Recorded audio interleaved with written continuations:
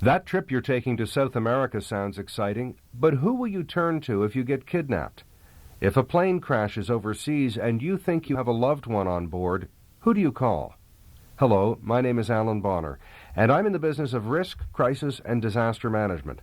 This is another in our series of interviews with people who have lived through or managed an event of the kind you might face. I'd like you to meet Gar Pardy, a career diplomat with almost 3 decades of experience in crisis management.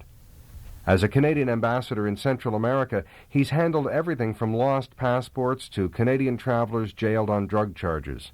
Gar is the point man for helping Canadians and their families after earthquakes, fires, plane crashes, and coups d'etat. We begin our conversation by talking about hostage situations. I asked Gar what to do first. First thing you do is, the usual thing in any sort of a situation such as this. You could try to come up with as much of the factual, if you like, the biographical, the environmental, all of that kind of information, who they are, where they are, what happened, who are the key people that may be involved in this, both in terms of on the criminal side or even on the management side, because as you know, all of our situations occur in foreign countries. And so, we don't pick up and dial 911. It doesn't work for us that way. We need and usually most cases, managing these crises from a point in Ottawa is that you're dealing with our embassies and our consulates and our offices overseas. So we're going through intermediaries. That's really the first point. Then you mobilize your own people here at Ottawa that you need, and then make the kind of the call-outs that have to be done.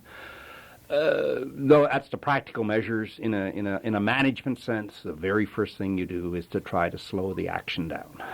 There is a tendency when crisis is happening, a person is kidnapped or a plane is hijacked, there is a natural tendency for people to speed things up. And that is the last thing in the world that you want to do when you're managing a crisis. You slow it down.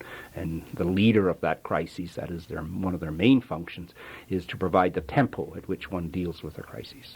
When you're dealing cross-cultural and cross-international political boundaries, different response agencies, police forces, etc., this must add a three-dimensional level of complexity. Oh, absolutely. And this is where you need to have a fair bit of experience yourself. I come from a pretty diverse background myself. I've been just lived in all parts of the world, and I've come to deal with people and have a fair understanding. And the fact that we deal with embassies and our own offices overseas, and our people on the ground there, where they, as part of their day-to-day job, they get to know the police, the health authorities or the security authorities, people of that nature, and then in effect can help guide us in terms of how we manage a crisis. It's not too hard, I don't assume, to coordinate when different languages are involved. You put your hands on someone who speaks that other language. But what about the culture, and what about the law, and what about those other diverse elements? How do you coordinate? On the law side, of course, if you get into something, I think you mentioned at the beginning what we're talking about is kidnapping or hostage taking. And every country has a variety of laws that apply in this. You take a country like Colombia, where kidnappings, of course, are endemic, and you're talking several thousands a year. The structure to deal with kidnappings in Colombia is quite different than it would be, say, even in Canada or the UK, where in effect it's much less of a criminal problem. And in Colombia, you need to know what the laws are, because in effect you want to stay inside the laws when you deal with and respond to these kinds of crises, because once you go outside of the law, then you lose the cooperation of the local authorities. So understanding that law is very important. Culturally, language, those are things that you take in your stride. Most cases where a crisis involves, the possibility of a loss of life, culture doesn't become that important. That becomes the guiding element. That becomes the focus. And while you have to be sensitive to variations out there, I think that tends to sharpen the attention of everybody involved. What sort of human qualities and capabilities are you looking for in a fellow crisis manager whom you've never met and are only dealing with on the phone? What you're looking for more often than not is quick thinking, and in a sense, an ability to assimilate and to digest and a vast amount of information in a given period of time, and an ability to see things in wholes. You don't want people that are particularly particularistic in their approach to things. That they are going to hive down a side road on you. You want to be able to people that brings all of this together. And in basketball terms, you say they've got to have good hands. They've got to know how to handle that ball, and that's what you're looking for here in these kinds of people. It's somebody that's well-rounded, somebody that is not distracted by the ephemeral, and somebody who's not overcome by a disaster that occurs, because quite often you do get mini disasters within a larger disasters, and you want people to basically to be able to pick themselves up and get on with it, realizing that there is a larger goal out there. Because of the unpredictability of disaster and crisis, what sort of training or preparation is logical? Experience, I would come back to. You give, is probably the best thing that a person can have, that you've got somebody that has gone through this before. In terms of specific skills, an ability to talk to people, to be able to empathize, to be able to direct people in that sense of getting people to do what you want done, because you're the director of all of this. You're the ones that you have the big picture here. You're the ones that want a number of people going in a common direction, and your ability to get them to do that, do it willingly, and get on with it, work long hours, work in very adverse conditions in many instances. That's the kind of skills that you want in your manager. It's any good manager, in that larger sense, is a good manager for crises by and large. Let's talk about evacuations. Moving large numbers of people. You must have done this dozens of times. Yeah. That was just last year, too. The logistical nightmare. How do you do it? Information is the key thing. Communications are the two, I guess, key elements in all of this. You've got to know who they are, where they are, and what family structures are, what the degree of danger that they are in a given thing, and then being able to communicate to them in a finite sense, being able to say to them, look, you be at such and such a location, you have this material with you or supplies with you, and we're going to have transport there, and we're going to get you out to X, whether it's an airport or it's an exit point outside of the country.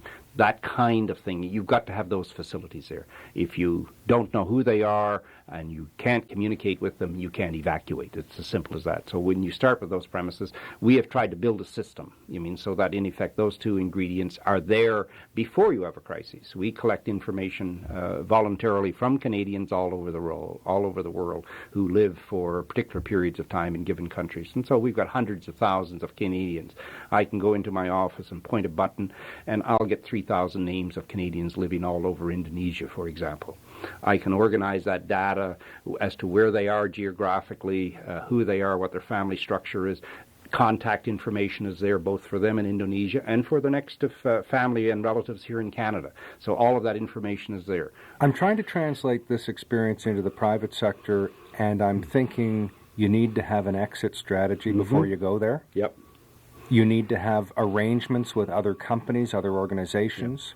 If you're not large enough yourself to come with your own infrastructure for all of this, which is what we tell. We work very closely with Canadian companies in this, whether they're going into Sudan or into Algeria or Yemen or Colombia. They all come in and we talk to them. We give them, our experience, and basically our role is to tell them, look, we would like that. You have as much support as possible here, but at the end of the day, we are there for you as well. But many companies now are starting to realize that it's easier for them to have their own, if you want, exit strategy, but not only the strategy, but have the services that are necessary to make that strategy work.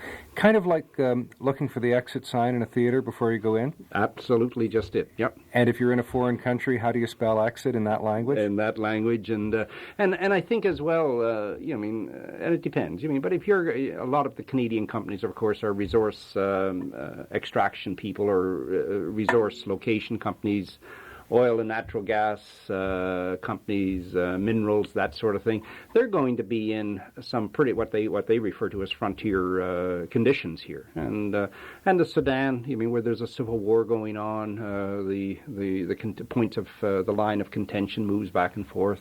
The Canadian company is in the middle of all of this. Well, it makes bloody good sense before you send in 200 Canadians from Alberta that you've got all of the services that are necessary there. Algeria, I mean, you pick up the newspapers, and companies are starting to realize that it's cheaper to do it in advance than it is to scramble after the fact and you've got a crisis on your hands. You've been an ambassador. You've been awakened in the middle of the night with phone calls telling you that there's a war going on in the neighboring country. How do you handle that sort of rapidly escalating, evolving situation? Creative. Again, you reach out for information. But in order to be able to reach out for information, you've done a lot of planning. I mean, everywhere you go around the world, there's always the possibility that something is going to go bang in the night on you. And in our lives and the kind of work that we have to do, you plan for that. You assume that's the norm.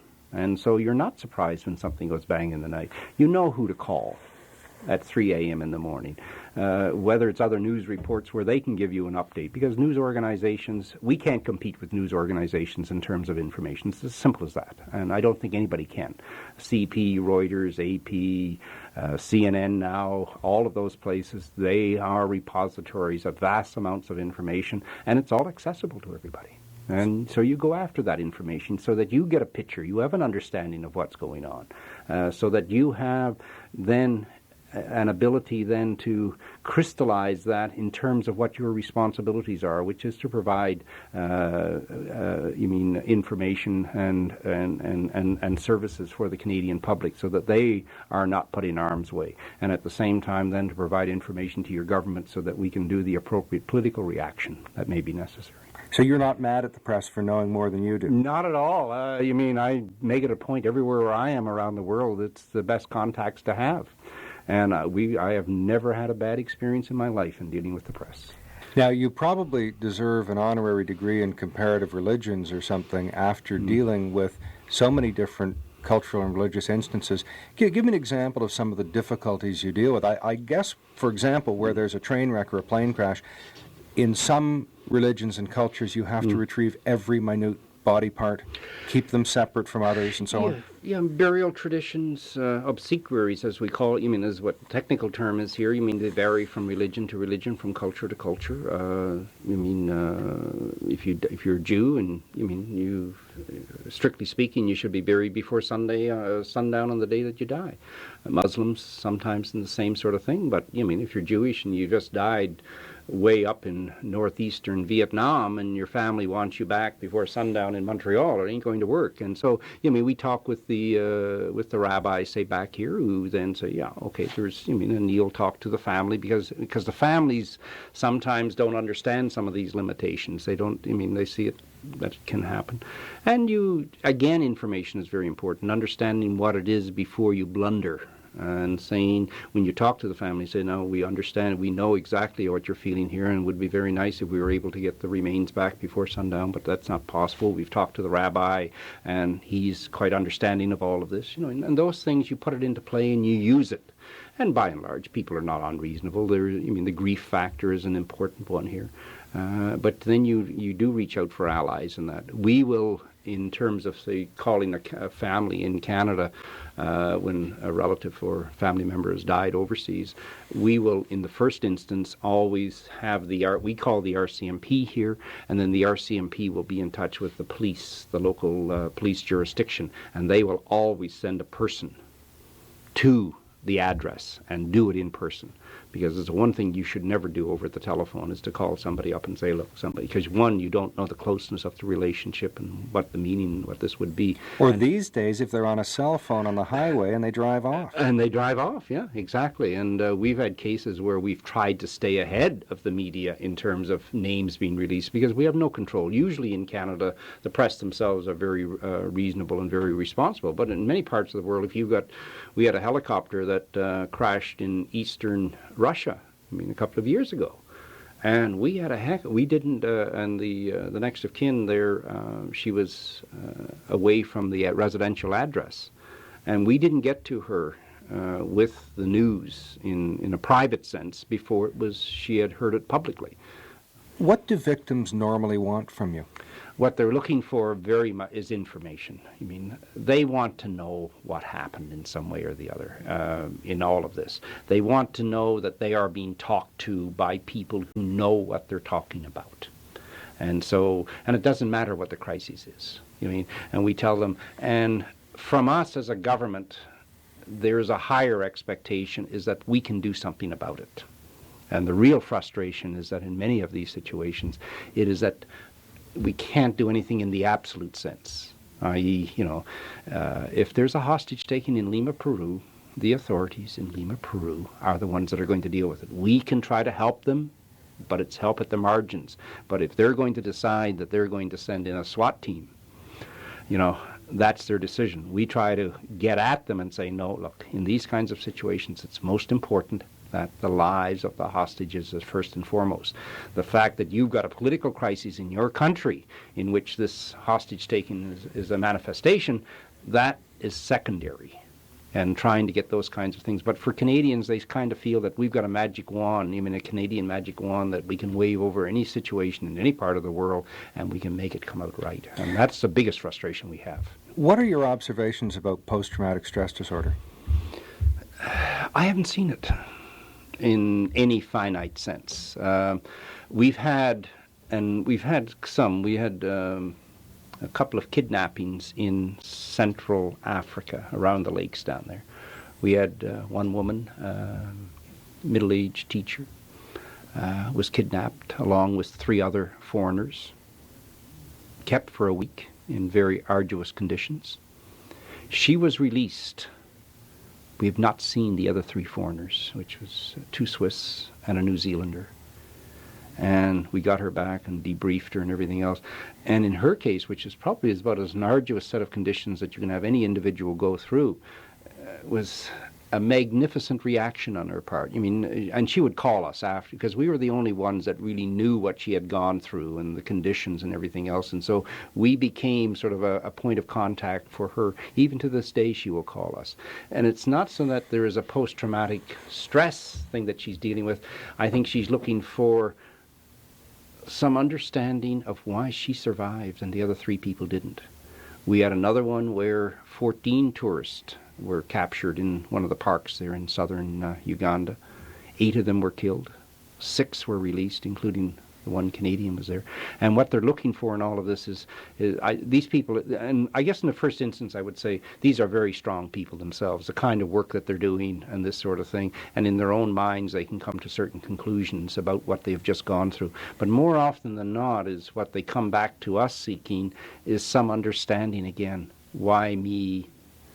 That I'm back in Calgary, I'm alive, I'm well, and yet people that I knew and love, they're dead in a jungle in southern Uganda. It's that kind of, and that's what they come and ask us for.